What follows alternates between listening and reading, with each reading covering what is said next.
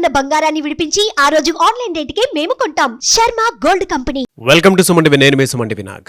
భరణం భార్యలకు మాత్రమేనా, భర్తలకు కాదా? ఇది చాలామందికి రైజ్ అయ్యేటువంటి క్వశ్చన్ అదే.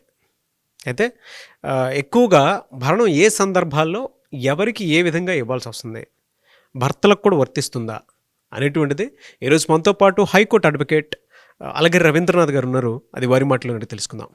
Hello sir. హాయ్ అండి నాగరాజ్ గారు. సార్, భరణం అనేటప్పటికీ చాలా కొంతమందికి ఏంటంటే నీరసం వస్తుంది, అబ్బా అనేటువంటి ఇది అనిపిస్తుంది. ఎందుకంటే అది ఆ పెయిన్ చూసేటువంటి వాళ్ళకి మాత్రమే తెలుస్తుంది. కొంతమందికి ఏంటంటే ఇది రాకపోతే నీ అంతు చూస్తా అనుకునేటువంటి స్థాయికి కూడా వెళ్ళిపోయేటువంటి సిచ్యువేషన్స్ చూస్తూ ఉంటాం. అంటే ఇన్సిడెంట్స్ అలా ఉంటాయి. భార్యాభర్తలుగా ఉన్నప్పుడు వాళ్ళకి 1,00,000 ప్రాబ్లమ్స్ ఉంటాయి. But when it comes to ఈ భరణం అనేటువంటి టాపిక్ వచ్చినప్పుడు అటువైపా ఇటువైపా అనేటువంటి దాని వైపు కనుక మనం చూసుకుంటే, అంటే ఇది ఇప్పుడు రెండు వైపులా పదునుగా ఉండేటువంటిదా అనే క్వశ్చన్స్ అయితే వస్తూ ఉన్నాయి. భర్తలకు కూడా భరణం ఉంటుందా? ఒకవేళ ఇస్తే ఏ సందర్భాల్లో ఇవ్వాల్సి ఉంటుంది? భరణం అన్నది అది ఆభరణమా, భరించలేకుండా ఉండేటటువంటిదా? 1980, 1970, 1990 ఇటువంటి దశకాల్లో ఏం జరిగిందంటే, స్త్రీల యొక్క విద్యా వ్యవస్థలో స్త్రీల యొక్క విద్యా ఉద్యోగాల్లో స్త్రీల యొక్క ప్రాతినిధ్యం చాలా తక్కువగా ఉండేది.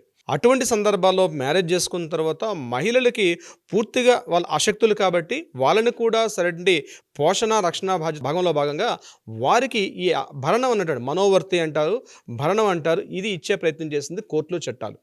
అయితే మారుతున్న కాలక్రమంలో ఈరోజు 2025కి మనం వచ్చిన సందర్భాల్లో కూడా అప్పటి పరిస్థితులు ఇంకా ఉన్నాయా? ఈ విషయం మీద ఇప్పటికి కూడా చాలా చర్చలు జరగాల్సిన అవసరం ఉంది. దీని మీద చట్టసభలు ఇవన్నీ కూడా ఆలోచిస్తున్నాయి. నేను ఆ విషయంలోకి వెళ్ళదలుచుకోలేదు. సో ఇప్పుడు ప్రెజెంట్ మన చట్టాలు ఏం చెప్తున్నాయి భరణం విషయంలో అంటే, ప్రధానంగా పురుషుడు అంటే హస్బెండ్ తన భార్యకి తన పిల్లలకి వాళ్ళ పోషణ నిమిత్తం ఎంతో కొంత విడిపోయిన తర్వాత, ఇక్కడ డివోర్స్ వేరు, జ్యుడిషియల్ సెపరేషన్ వేరు, మెయింటెనెన్స్ వేరు. అంటే 498 సెక్షన్ పెట్టిన తర్వాత భార్యాభర్తల మధ్య గృహహింస యాక్ట్ చట్టాలు అవుతున్నప్పుడు అది చట్టంలో ఉండటం, అంటే అది ఇంకా కోర్టు ట్రయల్స్లో ఉన్నప్పుడు కూడా మమ్మల్ని పోషించే బాధ్యత ఉందని చెప్తే మెయింటెనెన్స్ యాక్ట్ని మళ్ళీ మనం సెపరేట్గా వేసుకుంటాం. మెయింటెనెన్స్ ఇవ్వమని చెప్పి సెపరేట్గా వేసుకునే హక్కు స్త్రీలకు ఉంటుంది. అయితే మీరు అడిగిన క్వశ్చన్లో భాగంగా ఇది కేవలం స్త్రీలకే ఉంటుందా, పురుషులకు కూడా ఉంటుందా? అవునండి, కరెక్ట్, పురుషులకు కూడా ఉంటుంది.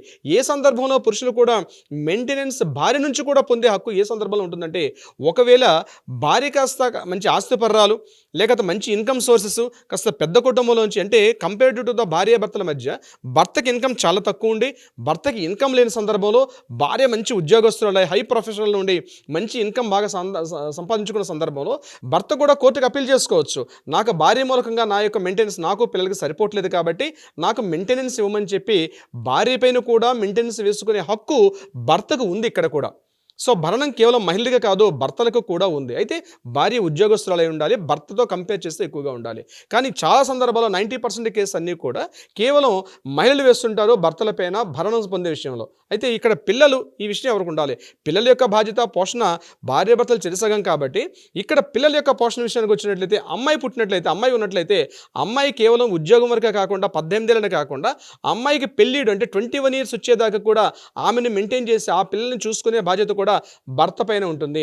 అబ్బాయి విషయంలోకి వచ్చినట్లయితే కేవలం 18 ఏళ్ళు నిండే వరకు, అతనికి ఉద్యోగ అర్హత వచ్చే వరకు కూడా అబ్బాయిని మెయింటైన్ చేసుకునే ఇది భర్తకు ఉంటే, పూర్తిగా అమ్మాయి విషయంలో మాత్రం 21 ఇయర్స్ అప్ టు ఆ అమ్మాయి తన కాళ్ళ మీద తను నిలబడి తను జాబ్ చేసుకుని తను మ్యారేజ్ అయ్యే స్థితి వరకు కూడా అమ్మాయిని చూసుకునే బాధ్యత ఇతనికి ఉంటుంది. ఈ భరణం దానిలో కూడా కలిసి ఉంటుంది.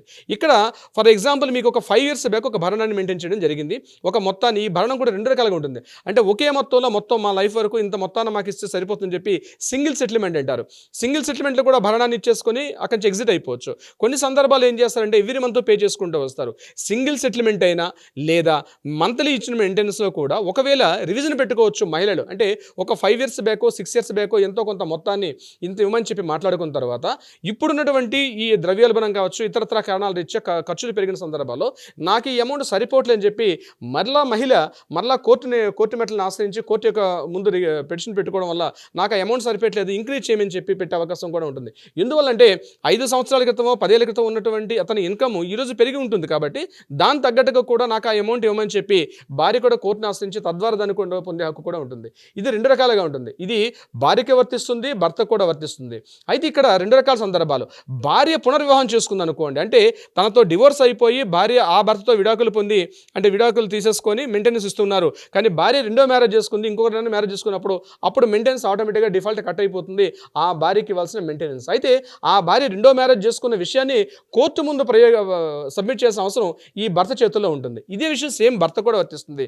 భర్త భార్యలు విడిపోయిన తర్వాత భర్త రెండో వివాహం చేసుకున్నాడు, భార్య మెయింటెనెన్స్ ఇస్తూ ఉంది. భార్య ఇందాక నేను చెప్పినట్టుగా భార్య మెయింటెనెన్స్ ఇస్తుంది. భర్త ఇంకో వివాహం చేసుకున్న తర్వాత భర్త రెండో వివాహం చేసుకున్నందుకు గాను భార్య మెయింటెనెన్స్ ఇవ్వాల్సిన అవసరం లేదు, భార్య అక్కడ కట్ చేసుకునే అవకాశం ఉంటుంది. అంటే మ్యారేజ్ చేసుకున్న సందర్భంలో కానీ ఇతరత్ర కారణాల రీత్యా కంప్లీట్గా ఎన్ని సంవత్సరాలు చేయాలి అంటే లైఫ్ లాంగ్ చేయాల్సిన అవసరం ఉంటుందంటే లైఫ్ లాంగ్ చేసే అవసరం అయితే ఉండదు. ఇంకొకటి, మధ్యలో వాళ్ళకి ఏదైనా ఆరోగ్య సమస్యలు ఇతరత్ర ఏదైనా క్రానిక్ డిసీజ్ వచ్చే సందర్భాలు ఉంటే ఈ భరణాన్ని ఇంక్రీజ్ చేసుకునే అవకాశం కూడా ఉంటుంది. అది కోర్టు ద్వారా కూడా దాన్ని పొందే హక్కు ఉంటుంది.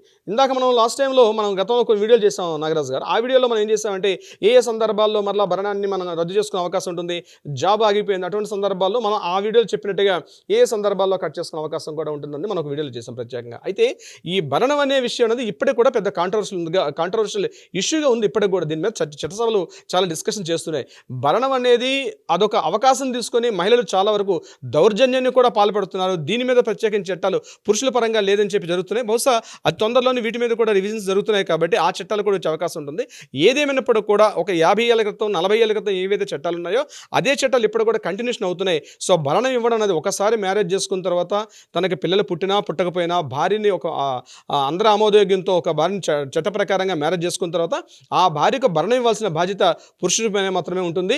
కొన్ని సందర్భాల్లో కొన్ని ప్రత్యేక పరిస్థితుల్లో భార్యను వైపు నుంచి కూడా భరణం పొందే హక్కు పురుషుడికి కూడా ఉంది. నాగరాజు గారు, రీసెంట్ అతుల్ కేసులో కనుక మనం చూస్తే జరిగినటువంటి ఇన్సిడెంట్, ఆయన సూసైడ్ చేసుకుని చనిపోవటం అనేది బాధాకరం. నిజంగా కొంతమందికి ఏంటంటే మెయింటెనెన్స్ పిల్లల కోసమే కడుతున్నటువంటి వాళ్ళు ఉంటారు, భరణం పిల్లల కోసం ఇచ్చేటువంటి వాళ్ళు మాత్రమే ఉన్నారు. కొంతమంది ఇవ్వలేని వాళ్ళు కూడా ఉండేటువంటి వాళ్ళు ఏం చేయాలో తెలియక సూసైడ్కి పాల్పడేటువంటి విషయాలు చాలా చూస్తున్నాం.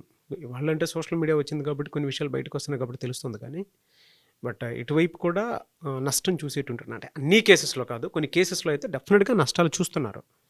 ఎందుకంటే కొంతమంది భార్యలు కావాలనే వాళ్ళ వైపు మెయింటెనెన్స్ అని, అదే ఏదున్నా సరే యాజ్ పర్ రైట్స్ మాకు రావాలి అనేటువంటి ఉద్దేశంతో, సదుద్దేశంతో ఏదైతే ఈ యొక్క భరణం మనోవర్తి అని ఏదైతే మనకి చట్ట ప్రకారంగా పొందే హక్కు ఉందో ఇది సాధ్యమే. కానీ కొంతమంది మహిళలు కావాలని అతన్ని ఇబ్బంది పెట్టే ఉద్దేశంతో, గుంతెమ్మ కోరికలతోటి అతన్ని ఎలాగైనా నాశనం చేయాలి అనే ఉద్దేశంతో ఈ యొక్క మెయింటెనెన్స్ని ఒక అస్త్రంగా వాడుతూ కంప్లీట్గా అతన్ని నిర్వీర్యించే ఉద్దేశంతో అతన్ని పూర్తిగా నాశనం పట్టించేద్దాం, నేలని నాకించేద్దాం అనే ఉద్దేశంతో కొంతమంది మహిళామలు అక్కడక్కడ కొన్ని సంఘటనలు జరుగుతున్నాయి. చాలా దురదృష్టకరం. అయితే దానికి సంబంధించి కూడా కొన్ని రివిజన్స్ అవుతున్నాయి. ఇప్పుడు కూడా చట్టసభలో డిస్కషన్స్ అవుతున్నాయి కాబట్టి కొన్ని మార్పుల్ని మనం ఆహ్వానిద్దాం నాగరాజు గారు. తప్పనిసరిగా వచ్చే మార్పులు కూడా ఉంటాయి. దీన్ని కూడా ఏ లిమిటేషన్స్. రీసెంట్గా మన సుప్రీంకోర్టు కూడా కొంత మార్గదర్శకాలు జారీ చేసింది లోవర్ కోర్ట్స్ అన్నిటికి కూడా. కొన్ని ఒక 8 పాయింట్స్ ఒక ఎజెండా రిలీజ్ చేసి 8 పాయింట్స్ని మార్గదర్శకాలను తీసుకొని దీని తగ్గట్టుగా భరణాలని ఇరువురిగిల్ని కూర్చోబెట్టుకొని దాని తగ్గట్టుగా ఇవ్వమని చెప్పడం జరిగింది. అయితే ఒకటి గుర్తుపెట్టుకోండి, కోర్టుకి ఏదైతే సబ్మిట్ చేస్తున్నాం అడిగే వాళ్ళు కావచ్చు, ఇచ్చే వాళ్ళు కావచ్చు, ఎవరైనా సరే కోర్టుని మాత్రం తప్పుదోవ పట్టిస్తే మాత్రం తీవ్రమైనటువంటి పరిణామాలు ఉంటాయి. ఎందుకంటే కోర్టు చాలా తీవ్రంగా తీసుకుంటుంది. కోర్టును తప్పుదోవ పట్టించడం, ఉన్న విషయాన్ని యాస్టీస్గా చెప్పాల్సిన అవకాశం ఉంటుంది. పూర్తిగా మన రీసెంట్గా మీరు అన్నట్టుగా అతుల్ సుభాష్ గారి కేసులో కావచ్చు, లేకపోతే ఢిల్లీలో జరిగినటువంటి ఆ ఖన్నా గారి కేసులో కావచ్చు, ఇటువంటి సందర్భాలు ఏంటంటే కోర్టును తప్పుదోవ పట్టించారు. అప్పుడు ఏమైతుందంటే ఈ విషయం అసలు టాపిక్ పక్కకి వెళ్ళి కోర్టుని తప్పుదోవ పట్టించడం అన్నది అది చాలా ప్రమాదకరంగా ఉంటుంది. దాని మీద వేరే శిక్షలు కూడా ఉంటాయి. సో కోర్టు మెట్లు ఎక్కేటప్పుడు 1-10 సార్లు ఆలోచించుకొని కోర్టు మెట్లు ఎక్కాల్సిన అవసరం ఉంటుంది. నాగరాజు గారు, ఎవరైనా సరే ఇటువంటి వాటితోటి ఈ సమస్యని ఇప్పటికీ చాలామంది ఫేస్ చేస్తున్నటువంటి వాళ్ళు ఉన్నారు. మిమ్మల్ని అప్రోచ్ అవ్వచ్చా? తప్పనిసరిగా నాగరాజు గారు, కింద స్క్రోల్ అవుతున్న నెంబర్కి ఇమ్మీడియట్గా మీ చేతిలో ఫోన్ తీసుకొని కాంటాక్ట్ చేయగలిగితే మీకు ఎటువంటి సమస్య ఉన్నా, అటు స్త్రీలైనా పురుషులైనా, అంటే మెయింటెనెన్స్ ఇచ్చే వాళ్ళైనా మెయింటెనెన్స్ తీసుకున్న వాళ్ళైనా, మీకు ఎటువంటి సమస్య ఉన్నా ఇమీడియట్గా న్యాయపరంగా ఒక సలహా సంప్రదింపులు కావాలంటే తప్పనిసరిగా కింద కాంటాక్ట్ అవుతున్న నెంబర్ని కాంటాక్ట్ చేయగలిగితే మన లీగల్ టీం వాళ్ళకి అప్రోచ్ అవుతారు. అప్రోచ్ అయిన వాళ్ళ యొక్క డీటెయిల్స్ కూడా చాలా కాన్ఫిడెన్షియల్గా ఉండబడతాయి. సో తప్పనిసరిగా మీరు ఇమీడియట్గా కాంటాక్ట్ చేయండి, మీకు సమస్యకి పరిష్కారం దొరుకుతుంది. Thank you so much Alagiri Ravindranath garu. Thank you so much Nagaraju garu. So అది మీకు ఎవరికైనా ఏదైనా చిన్న ప్రాబ్లం ఉంది అనుకున్నట్టు మీకు అనిపిస్తే మాత్రం, ఆ విధంగా జరుగుతుంది అనుకుంటే, అంటే మీకు అన్యాయం జరుగుతుందని మీరు కనుక భావిస్తే స్క్రీన్ మీద అలగిరి రవీంద్రనాథ్ గారు హైకోర్టు అడ్వకేట్ కాంటాక్ట్ నెంబర్ కనిపిస్తుంది, దానికి మీరు అప్రోచ్ అవ్వచ్చు. అండ్ ఈ వీడియో లైక్ చేయండి, షేర్ మాత్రం తప్పకుండా చేయండి. ఇలాంటి మరిన్ని వీడియోస్ కోసం మా ఛానల్ ఫాలో అవ్వండి. Thank you.